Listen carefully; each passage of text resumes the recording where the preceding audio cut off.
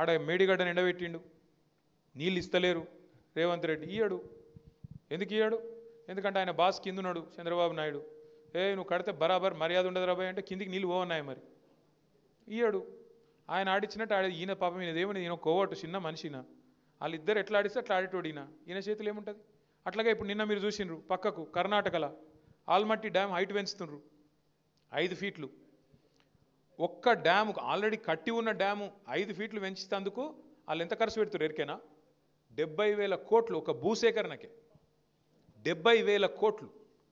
అదే కేసీఆర్ గారు 40 లక్షల ఎకరాలకు నీళ్ళు ఇచ్చే ప్రాజెక్టు దాని మీద 93,000 కోట్లు ఖర్చు పెడితే తిన్నాడు 1,00,000 కోట్లు తిన్నాడు వేసుకపోయింది ఇంట్లోకి. మనం ఎప్పుడైనా ఆలోచించినామా కనీసం? అరే 93,000 కోట్లు ఖర్చు అయిన ప్రాజెక్టులో 1,00,000 కోట్లు ఎవడెట్లా తింటాడు? మరి 1,00,000 కోట్లు ఈయననే తింటా బరాజులు ఎవడు కట్టిండు? ఆ పంప్ హౌజులు ఎట్లా కట్టిర్రు? ఆ సొరంగ మార్గాలు ఎట్లా కట్టిర్రు? మరి ఆ మొత్తం కాలువలు ఎట్లా కట్టిండ్రు? గన్ని రిజర్వాయర్లు ఎట్లా వచ్చినాయి?